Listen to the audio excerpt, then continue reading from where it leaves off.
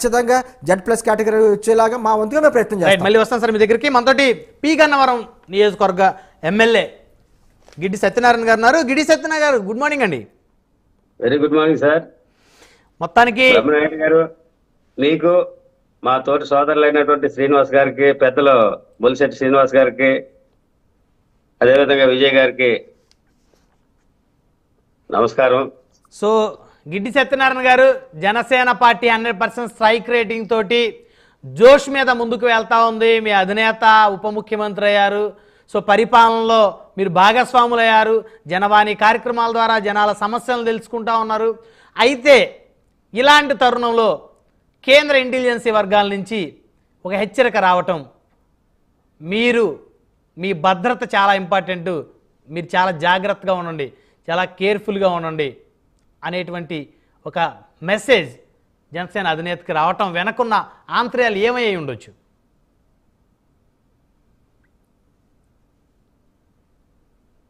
ఇది భారతదేశ చరిత్రలో కనీని ఎరిగినటువంటి రిజల్ట్స్ రప్పించినటువంటి ఏకైక వ్యక్తి పవన్ కళ్యాణ్ గారు. ఎందుకంటే ఈ రాష్ట్రంలో జరుగుతున్నటువంటి అన్యాయాల్ని, అరాచకాలని, ప్రభుత్వ వైఫల్యాల్ని ఎండగట్టి ఏ రోజుకా రోజు వాళ్ళు చేసే తప్పుల్ని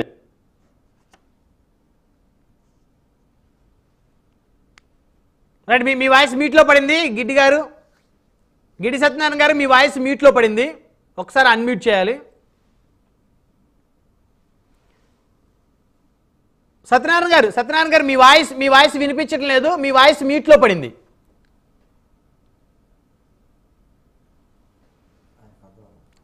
సత్యనారాయణ గారు, నా వాయిస్ వినిపిస్తుందా మీకు?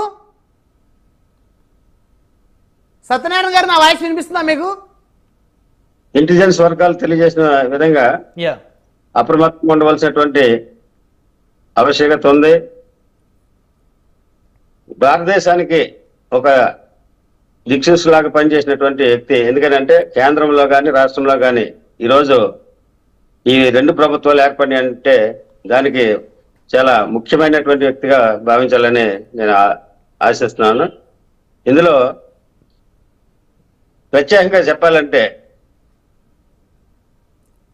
భారతదేశానికి 3వసారి ప్రధానమంత్రి అయినటువంటి నరేంద్ర మోడీ గారికి అత్యంత సన్నిహితుడిగా వ్యవహరిస్తున్నారు. కాబట్టి నరేంద్ర మోడీ గారికి వ్యతిరేక శక్తులు ఏవైతే ఉంటాయో అయ్యే శక్తులు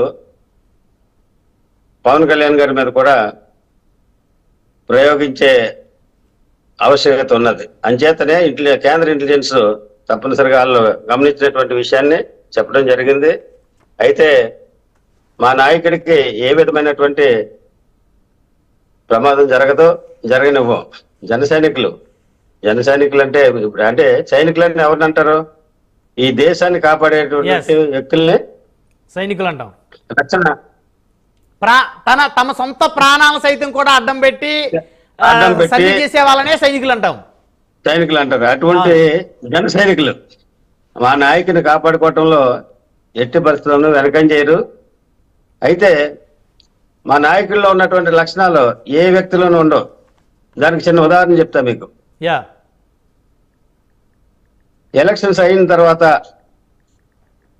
రిజల్ట్ వచ్చిన తర్వాత 21 మంది ఎమ్మెల్యేలను పిలిచి ఒక చిన్న మీటింగ్ పెట్టి ప్రజలు మనకి ఇచ్చినటువంటి ఈ అవకాశాన్ని మనం సద్వినియోగపరుచుకుని ప్రజాక్షేమం కోసం, ప్రజల యొక్క అవసరాల కోసం మనం ఈ రాష్ట్ర క్షేమం డెవలప్మెంట్ కోసం పనిచేయాలి. అంతేగాని ఏ వ్యక్తి మీద మనం కక్ష తీసుకునే ధోరణి కానీ, మీరు ఎవరి మీద కూడా దురుసుగా ప్రవర్తించడం కానీ, అనవసరంగా మాట్లాడటం కానీ చేయకూడదని చెప్పినటువంటి ఏకైక వ్యక్తి మా నాయకుడు పవన్ కళ్యాణ్ గారు. ఆ రోజు నిజంగా ఆ నాయకుడు చెప్తుంటే చాలా ఆశ్చర్యం వేసింది. అసలు సాధారణంగా ఎవరైనా ఏంటంటే తనకి అవకాశం వచ్చినప్పుడు కక్ష సాధింపు చర్య తీసుకుంటారు.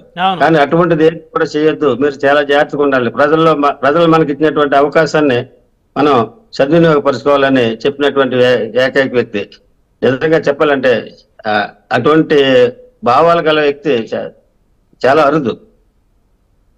సో మొత్తానికి అంతే. మీ అధినేతకి Z+ కేటగిరీ కావాలి అని చెప్పేసి మీరు అదే కూడా అదే ఆశిస్తున్నారు. చెప్తున్నా. ఈ కేంద్ర ఇంటెలిజెన్స్ వర్గాలు ఏ అయితే తెలియజేసిందో దాన్ని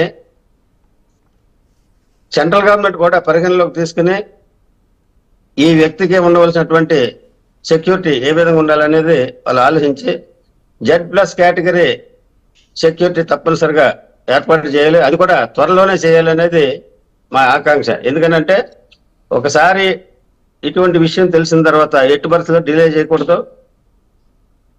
అటువంటి సందర్భంలో మేము రేపు జరిగే అసెంబ్లీలో కూడా కంపల్సరీ స్పీకర్ గారి ద్వారా తీర్మానం చేసి సెంట్రల్ గవర్నమెంట్కి ఒక రిప్రజెంటేషన్ పంపించాలనేది కూడా మేము డిమాండ్ చేస్తాం. అయితే మా జన సైనికులు కూడా అర్థం చేసుకోవాలి, ప్రజలు ఎంత రైట్ సత్యనారాయణ గారు మీ వాయిస్ మళ్ళీ మ్యూట్లో పడింది. రైట్ సత్యనారాయణ గారు మీరు మ్యూట్లో ఉన్నారు, మ్యూట్లో ఉంది, మీ వాయిస్ మ్యూట్లో ఉంది.